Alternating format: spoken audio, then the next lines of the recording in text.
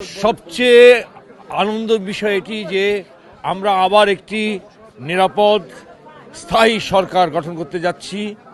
বাংলাদেশের মানুষ এবং এত স্বতঃস্ফূর্ত এত শান্তিপূর্ণ নির্বাচন আমার মনে হয় যে ৩০ বছর পর আমরা দেখতে পাবো, যার ভিতরে সুষ্ঠু এবং সুস্থতা থাকবে, যা পর্যবেক্ষণে আমরা পাবো।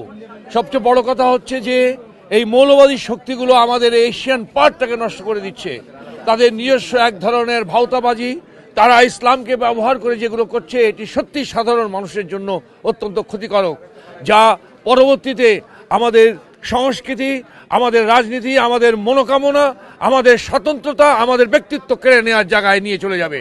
সেক্ষেত্রে বাংলার জনগণ তাদের ভোটের ব্যালটে নিশ্চয়ই তাদের অধিকারকে প্রতিস্থাপন করবে এবং জাতীয়তাবাদী শক্তি হিসাবে আমাদের যে নবপ্রজন্মের নেতা, তাকে আমরা স্বাগত জানাচ্ছি। নিশ্চয়ই তিনি তার বুদ্ধিমত্তা এবং ব্যক্তিত্ব দিয়ে আগামীকালকের ভোটে তার সম্পূর্ণতা দেখিয়ে জয়যুক্ত হবেন এবং আমাদের জাতীয়তাবাদী শক্তির যে সম্মান, যে শৌর্য বীর্য, তার মাধ্যমে আমরা এদেশের রাষ্ট্র গঠন করবো ইনশাআল্লাহ। ইনশাআল্লাহ এটা পার্টি বলবে, কিন্তু আমরা সিস্টেম অনুযায়ী যেটা দেখি যে হতে হবে, কিন্তু সেটা আমরা এখন বলতে পারি না। আমরা চাই আমাদের নেতাকে তার বিজয় মাল্য দিয়ে নির্বাচনে তাকে আমাদের পার্টির পক্ষ থেকে সাধুবাদ জানিয়ে অভিনন্দিত করতে চাই ইনশাআল্লাহ।